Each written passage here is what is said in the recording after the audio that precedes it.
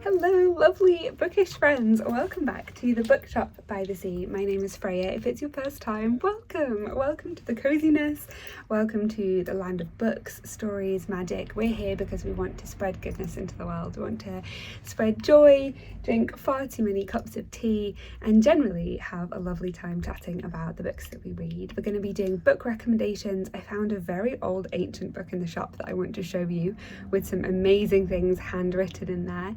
And generally we're going to be preparing the bookshop for all of the kind of cozy events that we're going to be having through the autumn.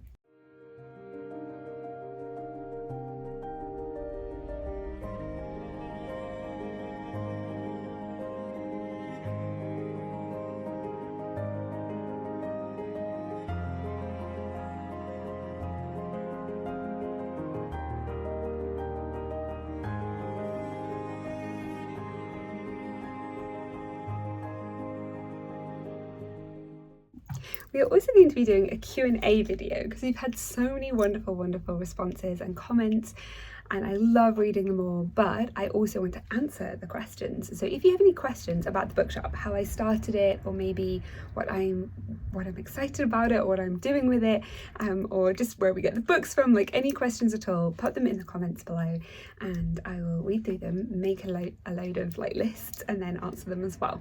But for today, let's talk about, just dropping books over here, let's talk about the new tea that I've got in. I've got this cool straw. I don't know if anyone's seen these before. They've got like a filter so you can have loose leaf tea, and I've shoved about every herb in here. This is like herb soup at this point.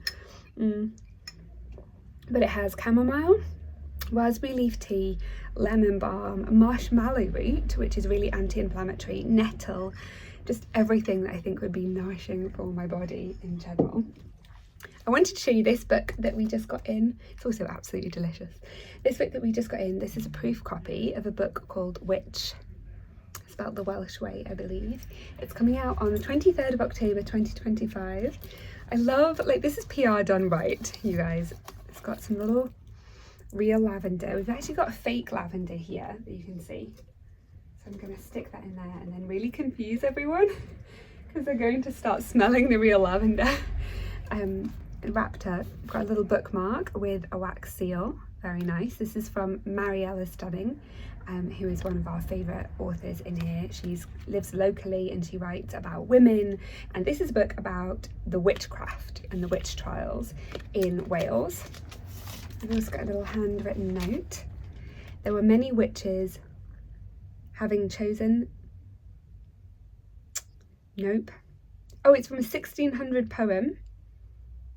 Can't quite read the writing, so I'm going to look at that a bit more closely, but that's very cute, written on parchment paper. And then we've got her actual book. So it's set in 16th century Wales. Amidst relentless rain and failing crops, a woman is accused of witchcraft. Talk of witchcraft, convictions and hangings begin to cross the border from England, reaching and influencing gentry and families, villagers alike. Ooh. Told from the perspective of Dolly Mariad, a naive but headstrong young gentry woman living on the outskirts of fictional town in the border of Wales. Okay, this is the advanced proof copy, so the actual cover might not look quite like this, but it looks really interesting. It's published by Honno, who published Welsh Women. So if that is your kind of book, let me know. I love stuff that's based on history. But along that theme, we actually also have this amazing book that came into the shop a while ago. I thought I'd show you because I don't think I've ever quite seen anything like this, to be honest. This is perfectly ordinary from the outside, just a regular notebook. I don't know how old it is. It's just a lined notebook. There's nothing in it that says how old it is. But when you open it, it says just handwritten herbal remedies, etc. Page 1. Somebody has literally handwritten, I mean, from the looks of it, it's at least over 100 years old, but somebody has handwritten individual remedies and cures for like the old way of curing. You've got toothache, oil of cloves for an aching tooth. Plug any cavity with cotton wool soaked in the oil and massage the gums and affected jaw area with the oil as well. We've got a cold cure. To really cure a cold more rapidly, then any modern wonder drug. Who knows when this was written? What was the modern wonder at the time? It says yarrow, balm, 2 ounces, 1 ounce, red sage, 1 ounce, angelica, 1 ounce. And then it's got the recipe: simmer in water. It carries on. When a cold is cleared this way, it is a long time before you can get another. This is the full recipe. And the whole book is just filled like this. It's got old notes and letters, and just somebody has gone through. This is a letter to someone with a recipe for ginger beer in it.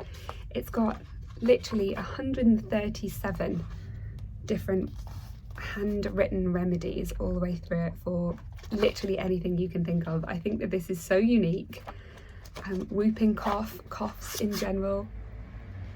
If anyone is interested in this kind of thing and would like a photo of one of these, I'm kind of waiting for someone to come in who might actually like want to try one of these recipes out. I feel like insomnia might be one that's here that someone could try.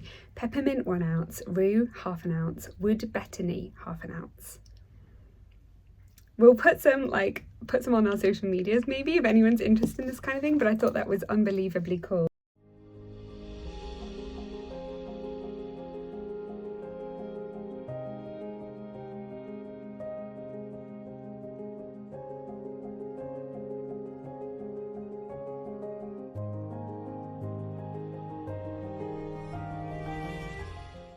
Okay, I had some little recommendations as well for you, because I thought since I was showing you pretty books, I would show you a couple of our other like most pretty books in my opinion.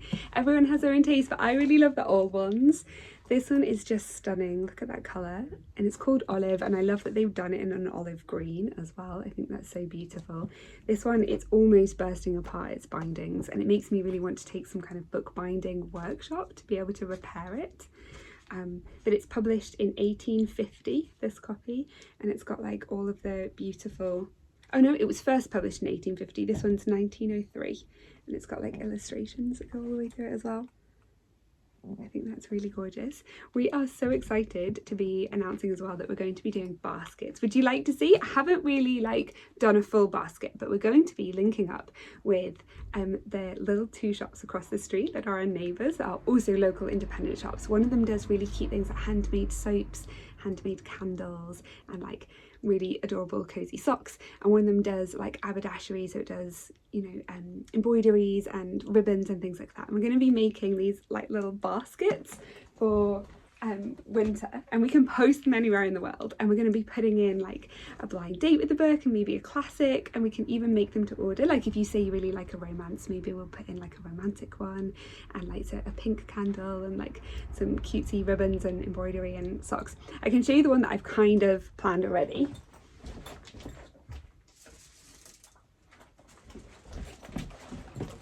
This is kind of like what it's going to look like. This was my example today when I went to the other shops and I was trying to persuade them, because I'm always trying to rope them into my ideas, like, oh, wouldn't this be fun if we did this? So this was my idea. We've put some local honey in there and a little tea bag as well, and like a bookmark and a blind date, and then tomorrow they're going to add in like the ribbons and the candles and the socks and things, and then people will be able to like order this. And I thought that'd be really cute, like a winter basket or autumn basket, like a bear basket, or for Christmas as well. So we'll see. I'll show you this one like when it's fully done, and maybe if people order them from us, then we could even wrap a couple of them on these YouTubes, which might be really fun as well. Secondly, going back to books, this one I think is just gorgeous. Oh my goodness, the gold. I just think that's so lovely, and it's got a lovely spine too. It's absolutely beautiful. This one, just even like the Roman numerals. Books were built to last. I feel like so many of the paperbacks that we have now are just not built to last in the same way, and so that makes me sad, because I want there to be books that are still going like 100, 200 years later.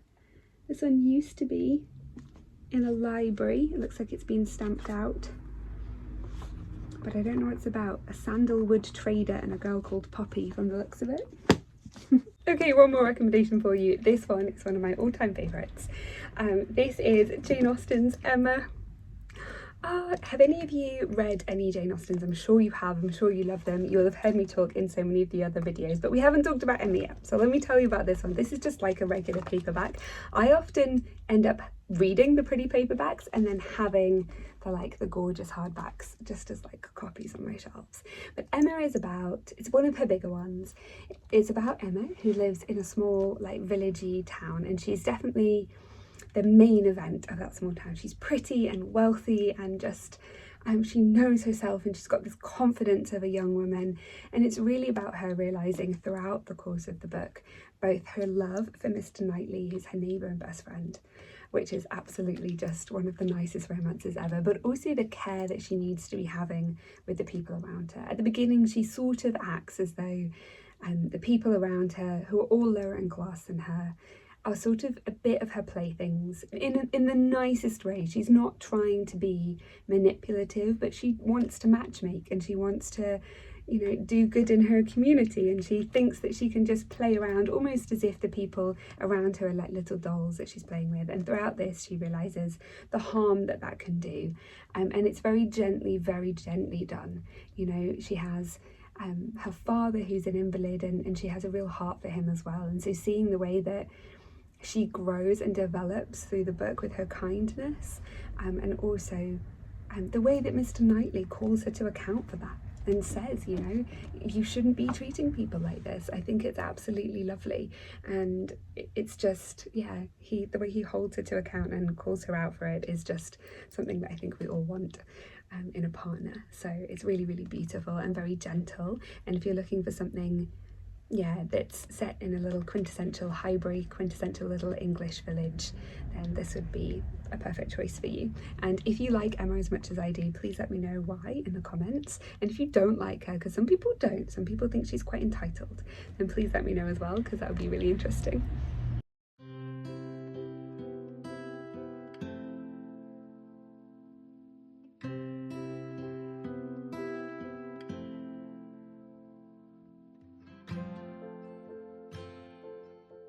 Okay, we have some upcoming events that I've been planning for kind of going into this colder season. I feel like people want to spend more time in the bookshop as well. So we've got some cold, kind of cozy, colder events. Obviously we have our book club always, and we have our romance book club as well. So feel free to like join. Wouldn't it be fun if we did an online one soon of those? So as long as we keep getting the subscribers, which is just so lovely.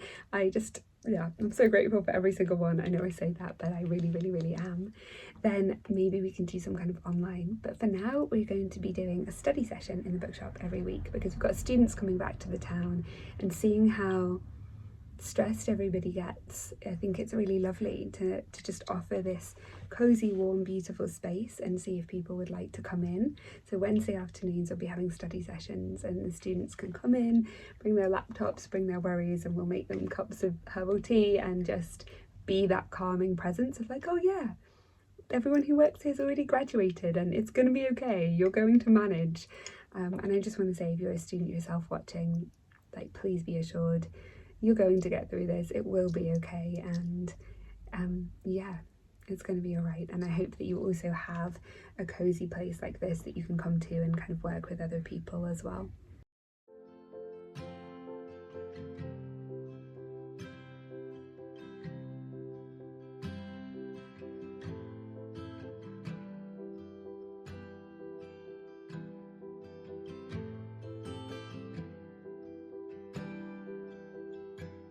I just thought to finish I would read you from this tiny little book. It's completely battered, and so it might not survive much longer, but at least this way, if I read a bit out to you, it's almost like it's living on through this kind of video and through all of you hearing it as well. This is a tiny little hymn book. I think it's from 1948. Oh, it was published in 1922, this one. Selected and revised in 1894, and somebody had it in 1948 here. This is from hymn number 49. Deeper than the depths beneath, free and faithful, strong as death, we shall see his glory soon, when the work of grace is done, and we share his throne above. Such to us his wondrous love. This alone is our complaint, that our love is weak and faint. yet we love him and adore. Oh, for the grace to love him more. Thank you for watching, friends. See you next week.